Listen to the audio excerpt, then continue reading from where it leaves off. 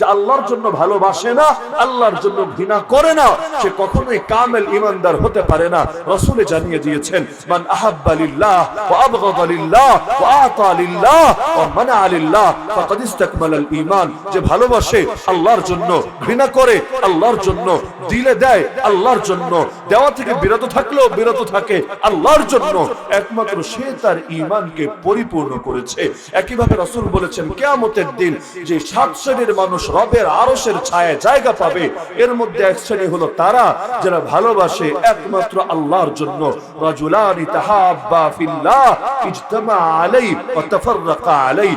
আর আমার আল্লাহ ইহুদিদেরকে ভালোবাসতে এত কোনভাবে নিষেধ করেছেন। কোরআন বলছে, ইয়া আইয়ুহাল্লাযীনা আমানু লা তাত্তাখিযুল ইয়াহুদা ওয়ান নাসারা আউলিয়া বা'দুহুম আউলিয়াউ বা'দ ওয়া মান ইয়াতাওয়াল্লাহুম মিনকুম ফাইন্নাহু মিনহুম। হে ঈমানদাররা, ইহুদি আর খ্রিস্টানদেরকে বন্ধু বানাবা না।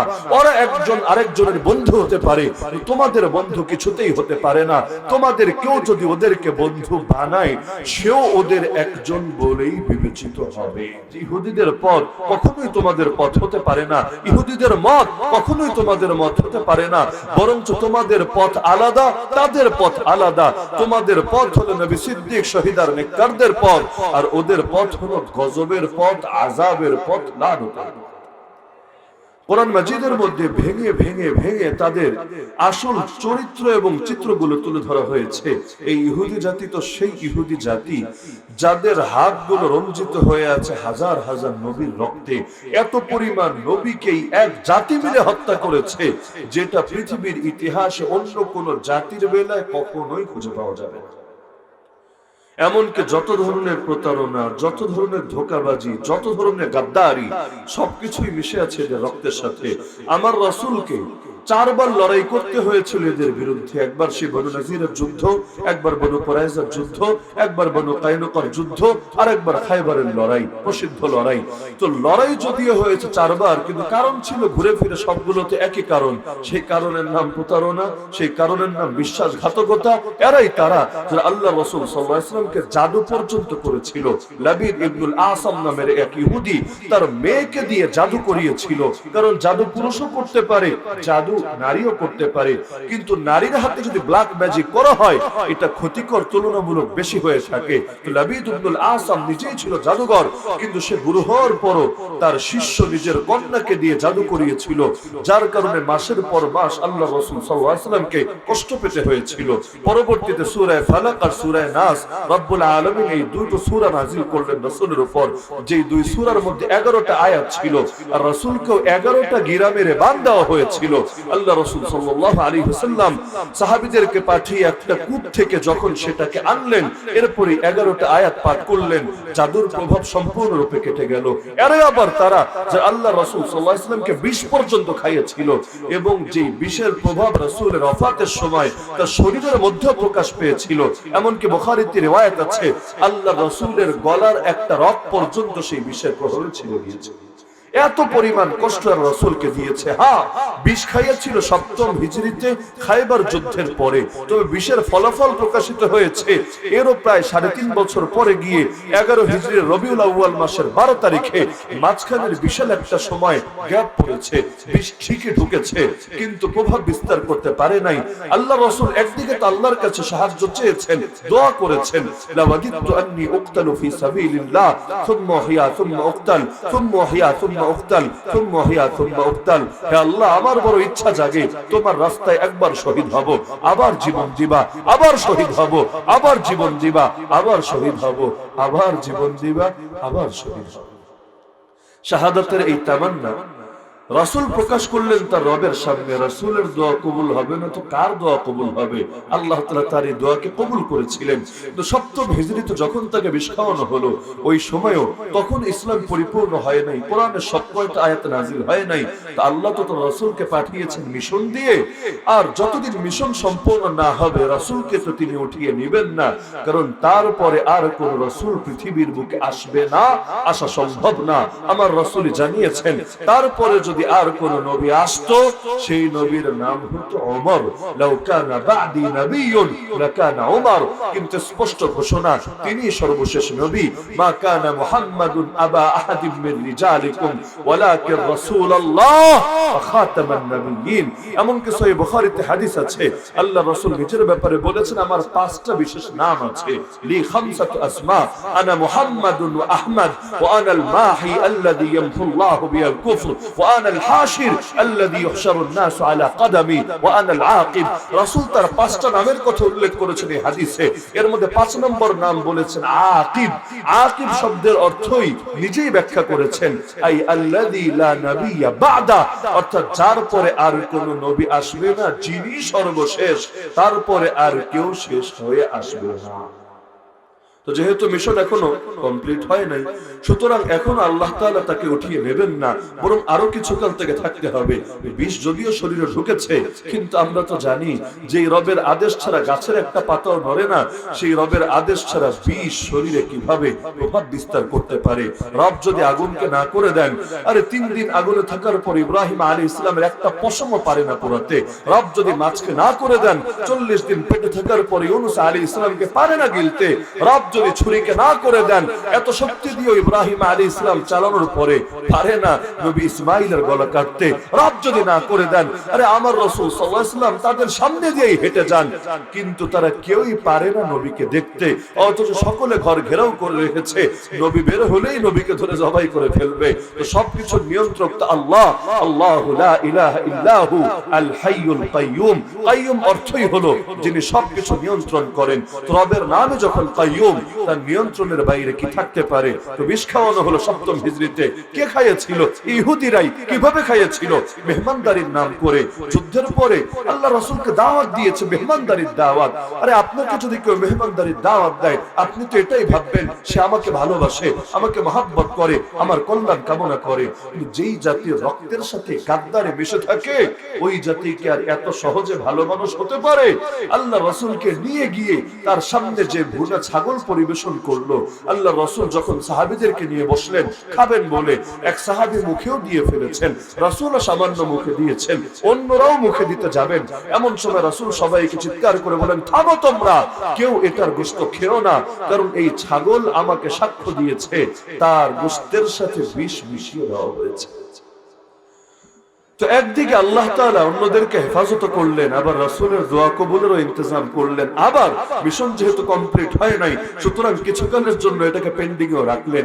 বিষ ঢুকলো, প্রভাব বিস্তার করতে পারলো না, কিন্তু এর 3 বছরের পরে গিয়ে 11 হিজরির রবিউল আউয়াল মাসে ঠিকই প্রভাব আসলো, কারণ মিশন তো কমপ্লিট করতেই হবে।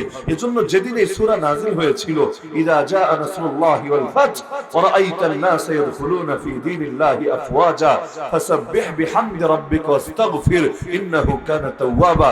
সব সাহাবী নবীর জবান থেকে তেলাওয়াত শুনে বড় খুশি হয়েছিলেন। আরে দেখো, আল্লাহ বিজয়ের কথা বলছেন, আল্লাহ সাহায্যের কথা বলছেন, কিন্তু একজন মাত্র সাহাবী কাঁদতে শুরু করে দিয়েছিলেন। সবাই তো পেরেশান, আরে বাকিরা হাসে, সে কাঁদে কোন দুঃখে? নবীর সামনে তো আর ধরতে পারে না। পরে গিয়ে জিজ্ঞেস করে, কি ব্যাপার আবু বকর, আপনি কাঁদছিলেন কেন? এখানে কান্নার কি কথা আছে? এখানে কি কবরে আযাবের কথা আছে, নাকি জাহান্নামের শাস্তির কথা আছে? আবু বকর বললেন, আরে তোমরা যেই সূরায় দেখো তোমাদের বিজয়, আমি সেই সূরায় দেখি নবীর শাহাদাতের বার্তা। কারণ মিশন কমপ্লিট হয়ে গেছে, আল্লাহ জানিয়ে দিচ্ছেন, ইযা জাআ নাসরুল্লাহি ওয়াল ফাত, যখন আসবে আল্লাহর সাহায্য আর বিজয়, আর আপনি দেখবেন মানুষ দলে দলে আল্লাহর দ্বীনে প্রবেশ করতে শুরু করেছে, আপনার তখন দুনিয়ার থাকার প্রয়োজন নাই। আপনি আপনার রবের প্রশংসা সহ তাসবিহ পাঠ করেন, বেশি বেশি ইস্তিগফার করেন, তিনি আপনার তওবা কবুল করবেন। তো ইহুদি সকল ধরনের প্রতারণা সম্মিলিত এক ভার্সনের নামে হলো ইহুদি। এমনকি এখন তো মিডিয়াগুলো প্রোপাগান্ডা চালায় বা প্রচার করে যে আমাদের শত্রু আসলে ইহুদি না, আমাদের শত্রু হলো জায়নিস্টরা, বা বাংলায় বলে জায়নবাদী। জায়নবাদ বা জায়নিজম একটা রাজনৈতিক মতবাদ, আর ইহুদি এটা হলো একটা ধর্ম বা ধর্মগোষ্ঠীর নাম। তো ওরা বোঝাতে চায় যে বলো তো ইহুদিরা তোমাদের দুশমন না, ইহুদিদের মধ্যে ভালো আছে, ইহুদিদের মধ্যে খারাপও আছে, মুসলমানদের মধ্যেও যেমন ভালো আছে, মুসলমানদের মধ্যেও যেমন খারাপ আছে। কিন্তু এই রাজনৈতিক মতবাদে বিশ্বাসী যারা, এই মতবাদের মূল কথা কি? মূল কথা হলো জেরুজালেমের সেই পুণ্যভূমির আসল মালিক হলো ইহুদিরা, আর মুসলমানরা হলো দখলদার। সুতরাং মুসলমানদেরকে উচ্ছেদ করতে হবে, দখলদারদেরকে ভাগিয়ে ওদের বাপদাদার রাজ্যে ওদেরকে ফিরে যেতে হবে। এমনকি কেউ কেউ এর পক্ষে দলিল দেয় কোরআনের আয়াত দিয়ে, মানে না কোরআন, কিন্তু দলিল দেয় কোরআনের আয়াত দিয়ে। বাংলাদেশেও দেখেন না সেকুলার যারা, ওরাও দলিল দেয় সেকুলারিজমের পক্ষে ডাইরেক্ট কোরআনের আয়াত দিয়ে, লাকুম দীনুকুম ওয়ালিয়া দ্বীন। এটা নাকি সেকুলারিজমের পক্ষে প্রমাণ, ওদের পক্ষে অকথ্য দলিল। তো ওরাও দলিল দেয় যে এই জমিনটা আল্লাহ ওদেরকে লিখে দিয়েছেন। কিভাবে? আল্লাহ তাআলার নবী মুসা আলাইহিস সালামকে দিয়ে আল্লাহ বলিয়েছিলেন, উদখুলুল আরদাল মুকাদ্দাসা আল্লাতী কাতাবাল্লাহু লাকুম, তোমরা পবিত্র জমিনে ঢুকে পড়ো, তোমাদের জন্য আল্লাহ এটা লিখে দিয়েছেন। তো এটা দিয়ে ওরা বোঝাতে চায় আল্লাহ যখন লিখেই দিয়েছেন তখন আকাম কুকাম যাই করি না কেন, এটার আসল মালিকানা তো আমাদেরই থাকবে। মুসলমানদের কোনো অধিকার নাই আমাদেরকে আমাদের ঘর থেকে ফিরিয়ে রাখবে। এজন্য তারা দুই রাষ্ট্রনীতিতেও বিশ্বাসী না, যে ফিলিস্তিন থাক ফিলিস্তিনের জায়গায়, ইসরায়েল থাক ইসরায়েলের জায়গায়, কারণ ইসরায়েলের দখলেই তো দেশের অধিকাংশ অঞ্চল। এমনকি মুসলমানদের প্রথম কিবলাটা পর্যন্ত দখলে রেখেছে। এমনকি সেটা ভেঙে ওই জায়গায় একটা মন্দির বানাতে চাচ্ছে, যে মন্দিরের নাম হবে থার্ড টেম্পল বা সুলাইমানি টেম্পল। অপেক্ষা শুধু একটা লাল গরু।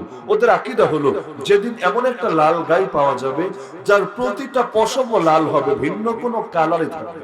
লাল গরু তো বহু আছে, ধারণ বাজারে খুঁজলেও 2-4টা পাওয়া যাবে, কিন্তু বেশিরভাগ লাল গরু এমন ওর কোনো না কোনো জায়গায় সাদা বলেন কালো বলেন ভিন্ন কোনো রং মিশ্রিত হচ্ছে। কিন্তু ওদের আকীদা হলো এগুলোতে চলবে না। গরুর লোকে কি যে প্রেম আর কি যে মহব্বত। ওই সূরা বাকারা পড়তে গেলেও দেখবেন আগের জামানায় ওদের ইতিহাসের সাথে গরু জড়িয়ে আছে। পরবর্তীতে সামেরি পৃথিবীর ইতিহাসে প্রথম গরু পূজা বাছুর পূজা চালু করেছে, আবার এখনো এসে সেই গরুর অপেক্ষায় আছে। আর ওদের আরেক অনুসারিত পার্শ্ববর্তী রাষ্ট্রে বসে বসে ওই গরুর মুটি খেতে শুরু করে দিয়েছে। নিজেরা তো খায় খায়, মুসলমানরাও খাওয়ায়। এখন মিষ্টির সাথে দইয়ের সাথে আরো বিভিন্ন আইটেমের সাথে এগুলো মিশায় বরকতের নিয়তে, যে একা একা খাবো কেন, দরজা বন্ধ করে খাবো, সকলে মিলে মিশে খাবো, আমরাও খাই তোরাও খা, আমরাও মরি তোরাও। তো এখন লাল গায়ের অপেক্ষায়, যেদিন লাল গাই পাবে ওদের বিশ্বাস অনুসারে ওটাকে জবাই করবে, তারপর পুড়িয়ে ছাই করবে, এরপর নির্দিষ্ট সিস্টেমে পূজা দেবে, অর্চনা করবে। এরপর গিয়ে আমাদের এই প্রথম কেবলাই মসজিদ আকসাকে ভেঙে গুড়িয়ে দিয়ে সেখানে মন্দির বানাবে, যেই মন্দিরের সামনে এসে দাজ্জাল তার সিংহাসন গাড়বে, আর দাজ্জাল তার পায়ের উপর পা তুলে সারা দুনিয়া ব্যাপী অখণ্ড ইহুদি রাজত্ব কায়েম করবে। এটা হলো ওদের বিশ্বাস, ওদের আকীদা। তো এই উস্কানিমূলক মতবাদের নাম হলো জায়নিজম। এখন এই মতবাদে যারাই বিশ্বাসী হবে, তার ধর্ম পরিচয় মুসলমানই হোক, তার ধর্ম পরিচয় খ্রিস্টানই হোক, তার ধর্ম পরিচয় পৃথিবীর যাই হোক না কেন, কিন্তু যারাই মনে করবে এই জমিনে ওরাই বসবাসের অধিকার রাখে আর মুসলমানরা উড়ে এসে জুড়ে বসেছে, সুতরাং মুসলমানদেরকে বের করে দিতে হবে, ওদেরকে বলে জায়োনিস্ট। এখন কেউ মুসলিম পরিচয় হয়েও হতে পারে জায়োনিস্ট। তো মিডিয়া বলে এই জায়োনিস্টরা তোমাদের দুশমন, ইহুদিরা তোমাদের দুশমন না। নাউযুবিল্লাহ। অথচ কোরআন বলে ভিন্ন কথা। জায়োনিস্টরাও দুশমন, কোনো সন্দেহ নেই। যারা আমাদের মুসলমানদেরকে তাদের ঘর বাড়ি থেকে উচ্ছেদ করেছে, নারীদের সতীত্ব হরণ করেছে, ছোট ছোট বাচ্চাদেরকে পর্যন্ত নির্মম ভাবে মেরেছে। আরে আজকে যে কয়জন সংখ্যায় গিয়ে দাঁড়িয়েছে আমার জানা নাই। নির্বাচনের 4 দিন আগে রিপোর্ট প্রকাশ করেছিল, ততদিন পর্যন্ত মাত্র 2 মাসের কিছুদিন বেশি এই সময়ের মধ্যে 9000+ শিশুকে জানেই মেরে ফেলেছে। এত নির্মমতা, এত নৃশংসতা। এমনকি ওরা এই এক দেশ নীতিতে এতটাই বিশ্বাসী যে ওদের এক প্রেসিডেন্ট অতীতে ইয়াসির আরাফাতের সাথে চুক্তি করেছিল এই মর্মে যে তোমরা থাকো তোমাদের অঞ্চলে গাজা আর পশ্চিম তীরে, আমরা থাকি আমাদের দেশে, তোমরাও সুখে থাকো আমরাও সুখে থাকি। কেন সে এই মর্মে স্বাক্ষর করলো? রাষ্ট্রকে মেনে নিল। এজন্য প্রকাশ্যে পাবলিক প্লেসে বয়ান চলাকালে ওই প্রেসিডেন্টকে তারাই গুলি করে মেরে ফেলেছে। কি পরিমাণ উগ্রতা, কি পরিমাণ নির্মমতা তারা রাখে।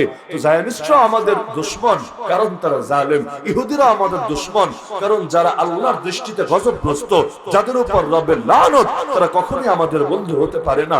মুসলমানের ভালোবাসাও হয় আল্লাহর জন্য, ঘৃণাও হয় আল্লাহর জন্য। যে আল্লাহর জন্য ভালোবাসে না, আল্লাহর জন্য ঘৃণা করে না, সে কখনোই কামেল ঈমানদার হতে পারে না। রাসূল জানিয়ে দিয়েছেন, মান আহাব্বা লিল্লাহ ওয়া আবগাদা লিল্লাহ ওয়া আতা লিল্লাহ ওয়া মানা লিল্লাহ ফাকাদ ইসতাকমালাল ঈমান, যে ভালোবাসে আল্লাহর জন্য, ঘৃণা করে আল্লাহর জন্য, দিলে দেয় আল্লাহর জন্য, দেওয়া থেকে বিরত থাকলেও বিরত থাকে আল্লাহর জন্য, একমাত্র সে তার ঈমানকে পরিপূর্ণ করেছে।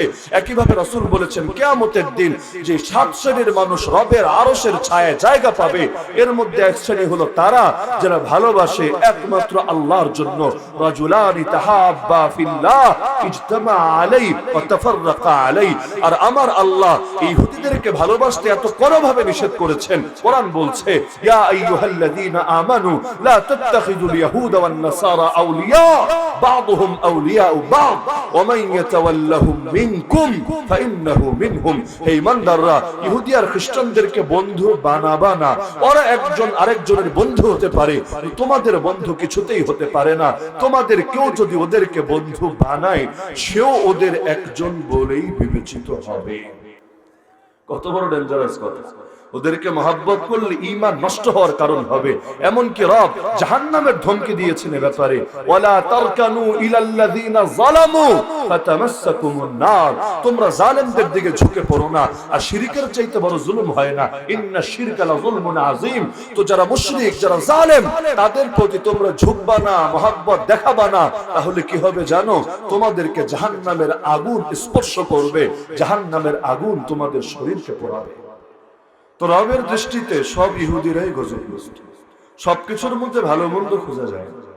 যেমন কয়েকটা ভালো ধর্ষকের নাম বলেন তো, কয়েকটা ভালো রাজাকারের নাম বলেন তো, কয়েকটা ভালো কাদিয়ানির নাম বলেন তো। বলবেন হুজুর এগুলো আবার ভালো হয় নাকি? যে ধর্ষণ করেছে তো খারাপই, ও আবার ভালো হয় কেমনে? কেন, ওর মধ্যে কি 10টা 20টা ভালো গুণ থাকতে পারে না? অবশ্যই পারে। ধর্ষণ করেছে তাই বলে আর সবই যে খারাপ, বিষয়টা তো এমন না। হতে পারে লেনদেনে সে স্বচ্ছ, হতে পারে মায়ের সাথে তার আচরণ খুবই ভালো, আরে বহু ভালো গুণ থাকতে পারে। কিন্তু মূলেই যদি নষ্টামি থাকে, মূলেই যদি শিকড়ে যদি পচে যায়, তখন একটা দুইটা ভালো গুণের দিকে কেউ তাকায় না। আরে যারা মাকে কষ্ট দেয়, এলাকার সকলে তাকে বেয়াদবি বলে, কিন্তু এর মানে এটা না ওর ভেতরে কোনো ভালো গুণই নাই। সব ভালো গুণ নষ্ট হয় ওই এক দুইটা মৌলিক দোষ থাকলে। নতিজা আরদালের তাবে হয়। 1 লিটার দুধের মধ্যে যদি 1 ফোঁটা পেশাব ঢেলে দেন, আরে দুধ 1 লিটার কি 10 লিটার নিয়ে বসেন না। কিন্তু এখন পাক ফোঁটা কয়টা, নাপাক ফোঁটা কয়টা, এটার দিকে নজর দেওয়া হবে না, বরঞ্চ ফতোয়া দেওয়া হবে তোমার পুরোটাই গেছে এবার নাপাক হয়ে। ওই সামান্যটুকু যখন মিশ্রিত হয়েছে, এখনো আর বাকিটা খাওয়ার যোগ্য থাকে নাই, পুরোটাই নাপাকে পরিণত হয়ে গেছে। ইহুদিদেরকে আমাদের দুশমন বলে উল্লেখ করেছেন কে? এজন্য আকীদার একটা মূল কনসেপ্টই হলো আল ওয়ালা ওয়াল বারা, মহব্বত এবং শত্রুতা। সম্পর্ক হবে আল্লাহর জন্য, বিচ্ছেদ হবে আল্লাহর জন্য। এমনকি স্বামী স্ত্রীর সম্পর্ক পর্যন্ত ভেঙে যায়, তালাক ছাড়াই ভেঙে যায় যদি একজন বেঈমান হয়ে যায়। ধরেন সংসার চলছিল, হঠাৎ করে একজন কাদিয়ানি হয়ে গেল, একজন নাস্তিক হয়ে গেল, একজন সেকুলার হয়ে গেল, আলাদা তালাক দেওয়া লাগবে না, সংসার এমনি বরবাদ হয়ে গেছে। কেন? কারণ সবার উপরে আল্লাহ, তাহার উপরে কিছু নাই। আল্লাহর জন্য সব ছাড়া যায়, কোনো কিছুর জন্য আল্লাহকে ছাড়া যায় না। তো যে আল্লাহর দুশমন হয়েছে, সে কখনোই তোমার প্রিয় থাকবে না, থাকতে পারে না। কারণ আমার শত্রুকে যদি আপনি বন্ধু বানান, বুঝছেন, আমার শত্রুকে যদি আপনি বন্ধু বানান, আপনিও কিন্তু আর আমার বন্ধু থাকতে পারবেন না। যেমন ধরেন আমেরিকার দুশমন বর্তমান সময়ে চীন, রাশিয়া। এখন বাংলাদেশ যদি চীন রাশিয়ার সঙ্গে দোস্তি পাতায়, এদের সঙ্গে যদি নতুন করে সম্পর্ক গড়তে শুরু করে, তাহলে দেখবেন সরকারে যে থাক না কেন, যেই দলে থাক না কেন, তাদের সঙ্গে আর আমেরিকার সম্পর্ক ভালো যাবে না। এটাই অটো নিয়ম। শত্রুর বন্ধু যে হয়, সেও অটো শত্রুতে গিয়ে পরিণত হয়। ইহুদিরা কি আল্লাহর শত্রু না আল্লাহর বন্ধু? যদি বলেন বন্ধু, আজকে থেকে গায়রিল মাগদুবি আলাইহিম এই শব্দ পড়া বাদ দেন। কারণ আল মাগদুব আলাইহিম কোন তাফসীর খুলতে মনে চায় খুলে দেখেন না, এটাই পাবেন। আল মাগদুব আলাইহিম এ গজবগ্রস্ত মানে ইহুদিরা। তো গালি দিবেন সূরা ফাতিহায় ডেইলি, প্রত্যেক নামাজে, প্রত্যেক ওয়াক্তে। আর গিয়ে তাদেরকে বলবেন না তারা আমাদের বন্ধু, তারা ভালো মানুষ। তাহলে কে সত্যবাদী? আল্লাহ সত্যবাদী না আপনি সত্যবাদী? আল্লাহর চাইতে সত্যবাদী কেউ ছিল না, কেউ হবে না, কেউ হতে পারে না। ওমান আসদাকু মিনাল্লাহি কিলা ওমান আহসানু মিনাল্লাহি হাদিসা। এজন্য আল্লাহ রাসূল পদে পদে সতর্ক করেছেন উম্মতকে, আর এটাও জানিয়েছেন যে তোমরা ওই ইহুদি খ্রিস্টানেরই অনুসরণ করবে। রাসূলের অনুসরণ বাদ দিয়ে অধিকাংশ মানুষ ওদের পথে ধরবে। এজন্যই নবী বলেছেন তার উম্মত ভাগ হবে কয় দলে? কি জানেন না আপনারা? বেশি না, মাত্র 73 দলে। এর মধ্যে জাহান্নামে যাবে কয়টা? বেশি না, মাত্র 72টা। আর জান্নাতে যাবে কয় দল?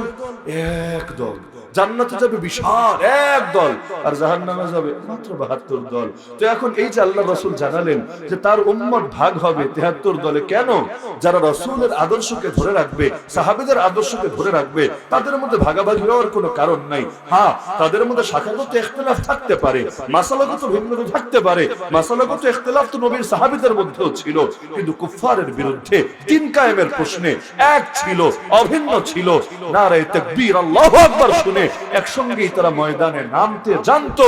নিজেদের সব ইখতিলাফকে তখন ভুলে হাতে হাত রেখে কাঁধে কাঁধ মিলিয়ে শত্রুর বিরুদ্ধে আমরণ সংগ্রাম চালাতে পারত। তো এখন আল্লাহ রাসূল এই ভবিষ্যৎবাণী করেছেন, তোমরা ওদের অনুসারী হয়ে যাবা। কিভাবে?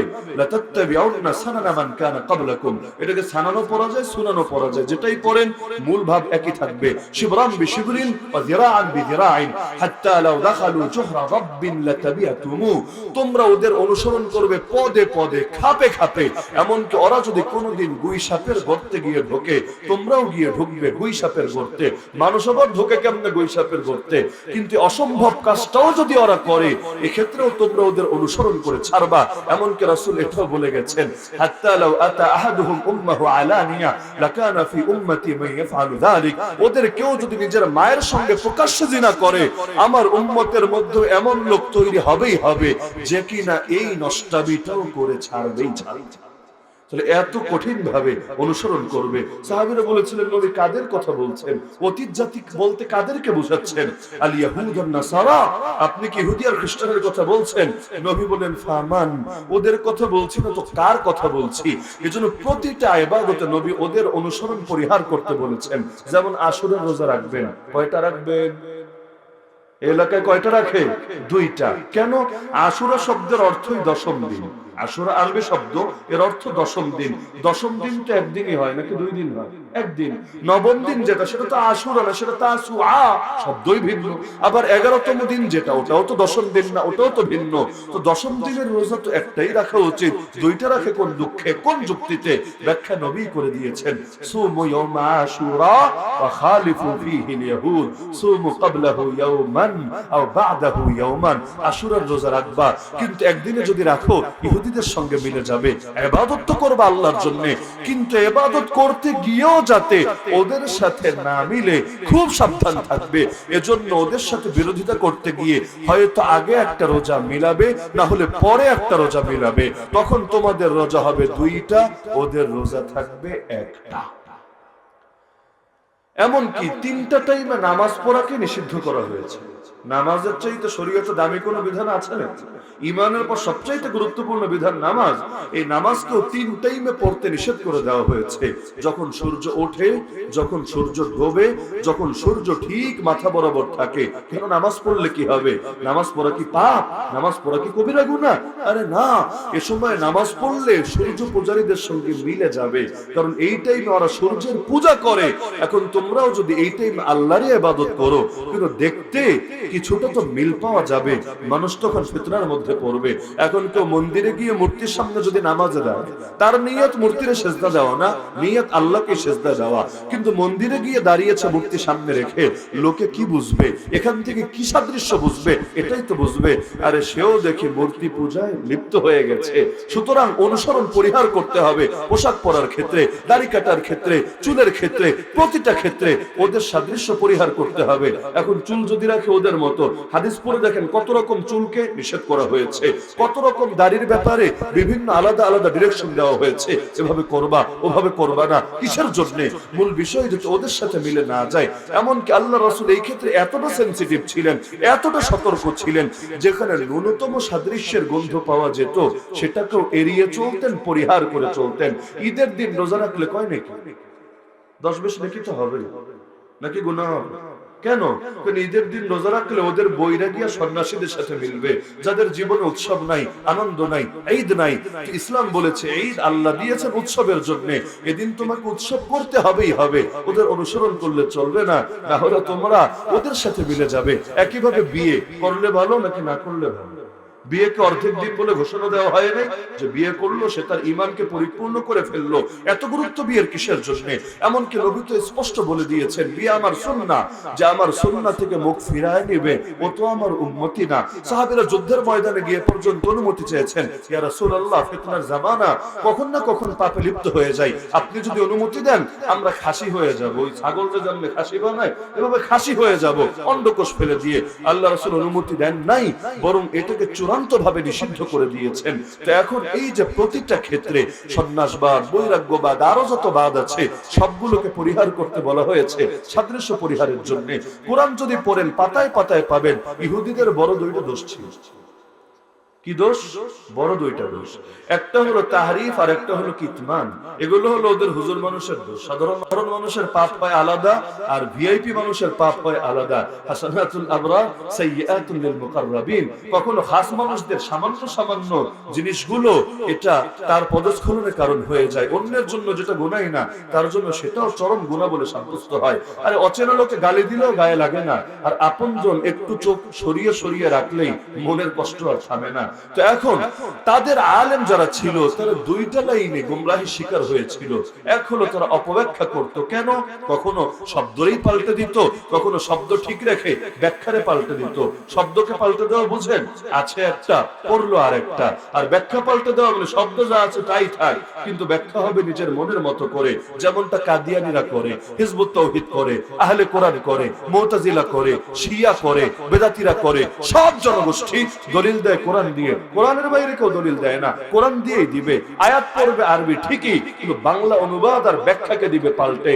এজন্য আরবি কোরআন পড়লে এই জাতি খেপে না, আর বাংলায় সেটাকে তুলে ধরলে কলিজার আগুন আর নেবে না। শুধু কারি সাহেব, হাফিজ সাহেব যায়, তাদের উপর কোরআনের কারণে কে কবে খেপেছে? বরঞ্চ 27 রাতে রমাদানে যদি পুরো কোরআন খতম করে দেয় তাকে আরো সম্মানী দেয়, মূল্যায়ন করে। কিন্তু একই কোরআন যদি ওলামায়ে কেরাম জাতির সামনে মাতৃভাষায় তুলে ধরে, নিজের থেকে একটা বাক্য অ্যাড করা লাগবে না, হুবহু কোরআনের কথাগুলো তুলে ধরবে, এই অপরাধে কত দেশ শ্রেষ্ঠ আলেমকেও বছরের পর বছর থাকতে হয় কারাগারে পড়ে। এমনকি কিছু কিছু শব্দই আছে, এমন শব্দই যেন আগুন, খালি বলতে দেরি আর কিছু মানুষের কলিজায় দাউ দাউ করে জ্বলতে দেরি না। যেমন জিহাদ শব্দটাই ধরেন না, আপনি বলবেন জিহাদ, কিছু লোকে কানে শুনবে জঙ্গিবাদ, ওদের কানের মধ্যে যেন মেশিন ফিট করা আছে। আপনি বলবেন হাইয়া আলাল জিহাদ সাবিলুনা সাবিলুনা আল জিহাদ ওয়াল জিহাদ, ওরা শুনবে কি রে হুজুর দেখি বলে সাবিলুনা সাবিলুনা আল জঙ্গিবাদ ওয়াল জঙ্গিবাদ, হাইয়া আলাল জঙ্গিবাদ। সব সময় এই কানে ভুলভালটাই শোনে। এজন্য আলিয়া মাদ্রাসা শিক্ষা সিলেবাস থেকেও বহু বছর আগেই জিহাদের আয়াত হাদিসকে বিতাড়িত করে দেওয়া হয়েছে। এমনকি গত বছর 9 এক বই, ইসলাম শিক্ষা বইয়ের মধ্যে জিহাদ সংক্রান্ত একটা চ্যাপ্টার ছিল, যদিও ব্যাখ্যা কি করেছে ওই আলাপে নাই যাই, কোন রকম হলেও নফসের ভার্সনি বলেন, বাইরের ভার্সনি বলেন, নামকস্ত হলেও জিহাদ নিয়ে আলোচনা রেখেছিল। এই 2024-এ যে নতুন বই বের হয়েছে এটার মধ্যে ওইটারেও বিদায় করে দিয়েছে, নতুন শিরোনাম যোগ করেছে পরমত সহিষ্ণুতা, এবং এটার মধ্যে মূল বার্তা দিয়েছে অন্যের মতের প্রতি যদি শ্রদ্ধাশীল হতে পারো আর কোনো ঝামেলা থাকবে না। তো এখন ঝামেলা মেটাতে কি করতে হবে? মহামান্য সাহাবাগীদের সাথে আমাদের সহিষ্ণুতা প্রদর্শন করতে হবে, কাদিয়ানী মহোদয়দের সাথে আমাদের একমত হয়ে যেতে হবে, হিজবুত তাওহীদের প্রতি আমাদের উদারতা প্রদর্শন করতে হবে। কিন্তু জিহাদ শব্দ শিখে কেউ যদি আবার জঙ্গিবাদের দিকে পা বাড়ায়, নাউযুবিল্লাহ, তো ওদের লোকেরা অনেক সময় এভাবে তাহরিফ করত। তাহরিফ মানে হয়তো শব্দরেই পাল্টে দিত অথবা ব্যাখ্যারে পাল্টে দিত। যেমন চোর চুরি করেছে, কিন্তু যে চুরি করেছে ও হলো ক্ষমতাসীন দলেরই লোক, মানে যে শাসক আছে তারই আত্মীয় পরিজন, তারই এলাকার, তারই ভাই বেড়ারা, এমন কেউ চুরি করেছে। এখন গিয়ে ফয়সালা চাচ্ছে, হুজুর শাস্তি কি বলে দেন দেখি। চিন্তা করেছে যদি বলি হাত কাটা লাগবে, পরে যদি রাগের ঠেলে আমার হাতটাই কাটে, কারণ বিচারক তো বিচারই করতে পারবে, কার্যকর করা তো আর তার হাতে না, ওটা তো আবার আরেকজনে করবে। এখন খেপে গিয়ে যদি চাকরিটাই নট করে দেয় তার কি হবে? তখন বলতো না না, এই ক্ষেত্রে ছাড় আছে, কয়েকটা চট্টর দিয়ে ছেড়ে দাও, আর কোনো ব্যাপার না, কোনো পাপ হবে না। আর যদি দেখতো বিরোধী দলের কেউ এসেছে অথবা কোনো গরিব দুঃখী মানুষ চুরি করেছে, তখন প্রয়োজনে আরো মাত্রাতিরিক্ত কঠোরতা দেখাতো, আরে এবারে হাত কাট তাড়াতাড়ি, এখান দিয়ে না, প্রয়োজনে এখান দিয়ে কেটে দে, ওর হাত না ওর পারলে করলে উড়ায় দে, ব্যাপার না, কারণ সে বিরোধী দলের সদস্য। তারা যদি কঠোর শাস্তি দেয় রাজা মহারাজারা খুশি হবে, নেক নজর পাওয়া যাবে, পরবর্তীতে বিশেষ স্থান পেলেও পেতে পারে। এ কারণে আল্লাহ রাসূল সাল্লাল্লাহু আলাইহি ওয়াসাল্লামের জামানায় এক সম্ভ্রান্ত মহিলা চুক্তি করলো, মাখজুম গোত্রের মহিলা, ভদ্র মহিলা। কিন্তু ভালো মানুষও কখনো আসার পেয়ে যায়, কার যে কখন পতন হয় আর পদস্খলন হয়, কে যে কখন অনৈতিকতায় জড়িয়ে যায় আল্লাহ ভালো জানে। বাংলাদেশে দেখবেন যেখানে গাড়ি অ্যাক্সিডেন্ট হয়, বাস হোক প্রাইভেট কার হোক, বহুত দেখেছি নিজেদের চোখে। সারা বছরের অধিকাংশ সময় যেহেতু রাস্তায় রাস্তায় থাকি, ডেইলি 2-4টা টুকটাক অ্যাক্সিডেন্ট দেখাই লাগে। তো একাধিক জায়গায় এমন দেখেছি অ্যাক্সিডেন্ট হয়ে কেউ লাশ হয়ে পড়ে আছে, কেউ আহত হয়ে আছে, মাথা ফেটে বুক থেকে রক্ত বের হচ্ছে, কিন্তু এই ফাঁকি কে যেন এসে মোবাইল আর মানিব্যাগ হাওয়া করে দিচ্ছে।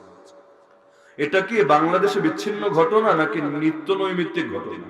যেখানে অ্যাক্সিডেন্ট হয় ওখানেই তার মাল সামানা চুরি হয়। এমন মাহফিলি বা জগতে কোনটা হয় বাংলাদেশে? কবে হয় যে মাহফিল থেকে 2টা-4টা চুরি হয় না? আরে কত হারে যে চুরি হতে থাকে, শ্রোতাদেরটাও চুরি করে, কমিটিদেরটাও চুরি করে। এমনকি যে হুজুর এসে বয়ান শোনায় ভাবে শুধু আপনি দিয়ে যাবেন, আরে দিয়েছেন যখন সবই দিয়ে যান না, খালি হেদায়েত দিলে চলবে, পয়সাগুলো নিয়ে গিয়ে কি হবে, এটাও দিয়ে যান না। কত সময় হুজুরদের মোবাইল আর পকেট থেকে মানিব্যাগ গুলো পর্যন্ত রেখে দেয়, নিত্য নৈমিত্তিক ঘটনা। তো এত প্রফেশনাল চোর কি বাংলাদেশে আছে না? আরে প্রফেশনাল চোর দেশে কয়টা? প্রফেশনাল হতে ভাই একদিন 2 দিনে হওয়া যায় না। ড্রাইভারই যেমন একদিন 2 দিনে শেখা যায় না। গাড়ি হয়তো স্টার্ট দিতে পারবেন, কিন্তু রাস্তায় নামলে টের পাবেন কত ধানে কত চাল। তো চুরি 2-1বার করলেই প্রফেশনাল চোর হওয়া যায় না, বরং নিয়মিত লেগে থাকতে হয়, মেহনত মুজাহাদা করতে হয়। সবরে মেওয়া ফলে, কে জানি আবার বলে লেওয়া ফলে। তো যাই হোক, সবরে মেওয়া লেওয়া ফলতে ফলতে এক সময় গিয়ে অভিজ্ঞ হয়। তো এত অভিজ্ঞ চোর তো দেশে নাই, কিন্তু দেখা যাচ্ছে চুরি তো নিত্য নৈমিত্তিক ভাবে হচ্ছে। কিভাবে? কারণ সামনে যখন নগদ ক্যাশ দেখছে, মোবাইল দেখছে, অনেকে আর পারে না নিজেদের সামলাতে। তো নবীর জামানায় ভদ্র মহিলা চুরি করলো, এখন সবাই তো টের পেয়েছে, হাত তো আর আস্ত থাকবে না, নবী তো হাতই দিবেন কেটে। এখন কি করা যায়? মানিজ্যতের প্রশ্ন। একটা লোকের যদি এখান থেকে হাত কাটা থাকে, সবাই দেখলেই ভাববো তো চোর, কারণ ওই সমাজে শাস্তি ছিল এটা। তোর পরিবারের জন্য, পুরো বংশের জন্য, পুরো গোত্রের জন্য এটা লজ্জাজনক বিষয় হবে, সকলে তাদেরকে ধিক্কার জানাবে। তো এখন যেহেতু ইজ্জতের প্রশ্ন, তারা ভাবলো দেখে সুপারিশ করে কোনো কাজ হয় কিনা, সুপারিশ তো সব জায়গায় চলে। তো এখন কে যাবে নবীর কাছে সুপারিশ নিয়ে? এত বড় বুকের পাটা কার আছে? নবী সাল্লাল্লাহু আলাইহি সাল্লাম তিনি উগ্র মেজাজি ছিলেন না, এটা সহিহ। তিনি ছিলেন একেবারেই নরম, কিন্তু তার সামনে কথা বলতে প্রত্যেকের ভেতর কাঁপতে থাকতো। এমনকি নবীর কাছের সাহাবীরা পর্যন্ত প্রশ্ন না করে তারা অপেক্ষায় থাকতেন, আরে কখন একটা বাইরে থেকে লোক আসবে, এসে প্রশ্নটা করবে, আর তাদের উসিলে আমাদেরও জানা হবে। এভাবে নবী সাল্লাল্লাহু আলাইহি সাল্লামকে শ্রদ্ধা মিশ্রিত ভয় করতেন। এখন কে যাবে সুপারিশ নিয়ে? খুঁজে খুঁজে বের করলো এক বীর বাহাদুর আছে, যে একদিকে নবীরও অনেক মহাব্বতের ব্যক্তিত্ব, নাম তার উসামা রাদিয়াল্লাহু আনহু। উসামা অর্থই সিংহ। তো যার নামে সিংহ সে আর বিড়াল হবে কিভাবে? নামে যার সিংহের প্রকাশ, কাজেও তো তার সিংহের মনোভাবে থাকা লাগবে। এখন উসামারে গিয়ে ধরলো, উসামা তুমি যাও না, একটু সুপারিশ করে দাও তোমার দাদার কাছে। বলবেন দাদা আবার কিভাবে? আল্লাহ রাসূলের পালক পুত্র ছিলেন যায়েদ রাদিয়াল্লাহু আনহু। সে যায়েদ রাদিয়াল্লাহু আনহুর সন্তান হলো উসামা রাদিয়াল্লাহু আনহু। তো এখন তাকে বলা হতো হিব্বুর রাসূল, রাসূলের প্রিয় ভাজন। এমনকি তার ব্যাপারে নবী হাদিস বলেছেন, মান আহাব্বানি ফালিউহিব্বা উসামা, যে আমাকে ভালোবাসে সে যেন অবশ্যই উসামাকেও ভালোবাসে। তো এখন তারে গিয়ে ধরলো, একটু দাদাজানরে বলেন শাস্তিটা হালকা করে দিতে। শাস্তি দেখ, কিন্তু হাতটা না কাটলে হয় না, অন্য কিছু দিয়ে মোটামুটি ম্যানেজটা করে ফেলো। উসামা রাদিয়াল্লাহু আনহু সাহস করে গেলেন, দেখি দাদাজানরে বলে, রাখলে রাখলো, না রাখলে নাই। সুপারিশ তো সুপারিশই, সুপারিশ তো আর আদেশ না। এখন গিয়ে বললেন, যেই মাত্র বললেন সঙ্গে সঙ্গে রাসূলের চেহারা রাগে লাল হয়ে গেল। আমার রাসূল যখন রাগান্বিত হতেন তার চেহারা এতটাই লাল হতো, আপনার চেহারার মধ্যে বেদানার দানা যদি নিংড়ে দেওয়া হয়, বেদানা বুঝেন কি বলে, ডালিম, আনার, যে নামেই চেনেন না কেন, তো এখন ডালিমের দানাগুলো যদি নিংড়ে এভাবে চেহারায় রস ঢালা হয়, কি পরিমাণ লাল হবে। আমার রাসূল সাল্লাল্লাহু আলাইহি ওয়াসাল্লাম এতটা সুন্দর ছিলেন, তিনি রাগান্বিত হলে তার চেহারা মোবারক এভাবে লাল হয়ে যেত। আর রাসূলের সৌন্দর্য প্রকাশের যোগ্যতা পৃথিবীর কারো কোনো কালে ছিল নাকি? আরে জাবের রাদিয়াল্লাহু আনহু পর্যন্ত দেখে পেরেশান হয়েছিলেন। পূর্ণিমার রাতে রাসূলের কাছে গিয়েছিলেন, রাসূল তখন পূর্ণিমার আলোতে ঘরের বাইরে বসা, তিনি গিয়ে পেরেশান। তিনি বলেন, একবার তাকাই আসমানের চাঁদের দিকে, আরেকবার তাকাই নবীর চেহারার দিকে, আবার তাকাই পূর্ণিমার চাঁদের দিকে, আবার তাকাই প্রিয় রাসূলের চেহারার দিকে। আমি কনফিউজ হয়ে গিয়েছিলাম, আমি বুঝে উঠতে পারছিলাম না চাঁদ বেশি সুন্দর নাকি আমার রাসূল বেশি সুন্দর। আল্লাহ এত সুন্দর করে তাকে বানিয়েছিলেন। তো এখন রাসূলের চেহারা মানে রক্ত উঠে গেল, মনে হচ্ছে যেন রাগে তার অগ্নিশর্মা অবস্থা তৈরি হয়েছে। তিনি চিৎকার করে বললেন, এত বড় সাহস! আতাশফাউ ফি হাদ্দিম মিন হুদুদিল্লাহ, আরে তুমি আল্লাহর দণ্ডের ব্যাপারে তুমি সুপারিশ করতে এসেছো? তোমাদের পূর্বের জাতিগুলো ধ্বংসই হয়েছে এই কারণে, কারণ তাদের মধ্যে যখন সম্ভ্রান্ত ব্যক্তি চুরি করত তারা তাকে কিছুই বলতো না, ছেড়ে দিত, আর দুর্বল যদি চুরি করত তার হাত ঠিকই কেটে দিত।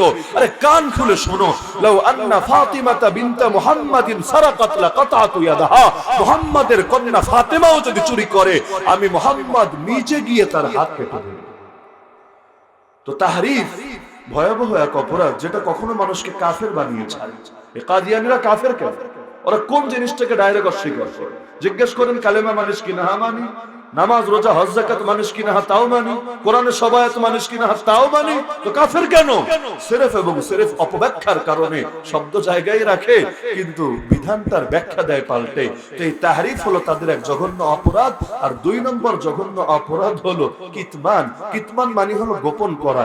ইলম গোপন করা হারাম, কবিরা গুনাহ। হাদিসের মধ্যে আছে, মান সুইলা আন ইলমিন আলিমাহু সুম্মা কাতামাহু, কোন আলেমকে যদি কোনো জ্ঞানের ব্যাপারে জিজ্ঞাসা করা হয়, সে জানার পরও যদি গোপন রাখে। জিজ্ঞেস করা হলো, হুজুর এই হালতে আমাদের জন্য জিহাদ করা জরুরি কিনা?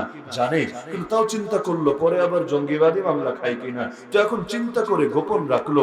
তো এখন জানার পরেও কেউ যদি গোপন রাখে, হাদিসে ধমকি শোনানো হচ্ছে, উলজিমা ইয়াউমাল কিয়ামাতি বিলিজামিন মিন নার, কিয়ামতের দিন তার গলায় আগুনের লাগাম পরানো হবে। রাসূলের দায়িত্ব, রাসূলের ওয়ারিসদের দায়িত্ব হলো পৌঁছে দেওয়া। ওমা আলার রাসূল ইল্লাল বালাগুল মুবিন, কে মানলো আর কে মানলো না, এটার ভিত্তিতে তাদের কোনো ফয়সালা হবে না। ফাযাক্কির ইন্নামা আনতা মুযাক্কির লাস্তা আলাইহিম বিমুসাইতির, কিন্তু স্পষ্ট ভাবে যদি পৌঁছে না দেয় আল্লাহ আবার ছাড়বেও না। যারা জানে না তারা তো বিপদে আছে, আর যারা জানে তারা দ্বিগুণ বিপদে পড়ে আছে। কারণ বললে আল্লাহ খুশি বান্দা বেজার, না বললে বান্দা খুশি আল্লাহ বেজার। এখন আল্লাহরে খুশি করতে গেলে সব বান্দারে খুশি রাখা যায় না, আর সব বান্দারে খুশি করতে গেলে আল্লাহকে খুশি করা কখনোই সম্ভব না। তো কখনো করতো গোপন, আর কখনো করতো ভুল ব্যাখ্যা, অপব্যাখ্যা বা আয়াতকেই বিকৃত করে দেওয়া। এটা ছিল তাদের হুজুরদের অপরাধ আর পীরদের অপরাধ। আর তাদের সাধারণ লোকদের অপরাধ ছিল শিরিক। কেমন শিরিক? আল্লাহ রাসূল সাল্লাল্লাহু আলাইহি ওয়াসাল্লাম কোরআনের আয়াত পড়ে শোনালেন, সূরা তাওবা, ইত্তাখাযু আহবারাহুম ওয়া রুহবানাহুম আরবাবাম মিন দুনিল্লাহ, তারা আল্লাহকে বাদ দিয়ে তাদের পীর আর তাদের আলেমদেরকে রব বানিয়ে ফেলেছে। এই আয়াত শুনে সেই প্রসিদ্ধ হাতেম তাইর ছেলে আদি বিন হাতেম পেরেশান। প্রশ্ন করছি, ইয়া রাসূলুল্লাহ কি বললেন? আমিও তো এতকাল ওই ধর্মের ছিলাম,